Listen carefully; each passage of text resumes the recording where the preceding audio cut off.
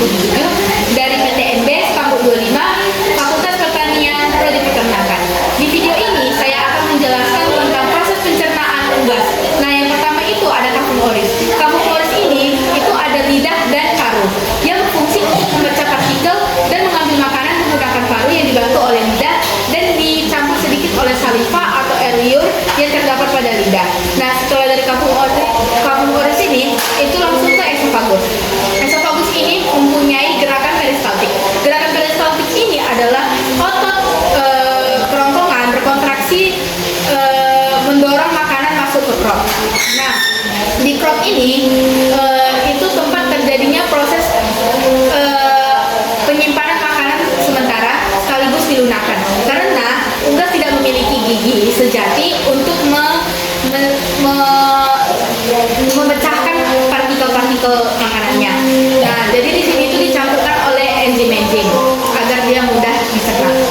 Setelah dari crop itu lanjut ke proventriculus. Di proventriculus ini terjadinya proses pencernaan secara kimiawi yang dibantu oleh enzim, itu enzim HCl pepsinogen.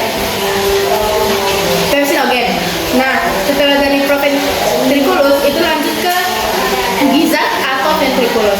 Di ventriculus ini dia terjadi proses pencernaan secara mekanik yang dibantu oleh grid atau batu-batuan kecil yang gunanya untuk menghaluskan makanan agar mudah dicerna ke organ selanjutnya. Nah, di organ selanjutnya itu ada yang namanya intestinum ileum. Dia mempunyai 3 bagian, yaitu duodenum, jejunum, dan ileum. Nah, di duodenum ini fungsinya itu untuk mengekspresikan makanan secara enzimatis. Nah, di tengah-tengah ini dia melekat kepada pankreas. Nah, pankreas ini fungsinya untuk menghasilkan enzim amilase, lipase, dan tripsin. Nah, lalu di sini ada yang namanya hepar. Nah, hepar ini dia fungsinya untuk menghasilkan cairan empedu. Nah, baru bisa kita lihat di sini, di dalam sini ada yang namanya gallbladder. Itu fungsinya untuk menampung cairan empedu yang dihasilkan oleh hepar. Nah, setelah dari duodenum itu lanjut ke jejunum. Di jejunum ini berfungsi untuk penyerapan nutrisi. Nah, lanjut ke sini itu adalah ileum. Itu fungsinya untuk menyerap kembali nutrisi yang ada pada jejunum yang belum sempat terserap. Nah, batas antara jejunum dan ileum itu ada di sini ya. Ini yang ada tonjolan sedikit ini namanya mesicle di ventriculus. Nah, setelah dari intestinum itu lanjut ke seka. Di seka ini terjadinya proses pencernaan secara fermentasi. Nah, setelah dari seka itu lanjut ke kolon.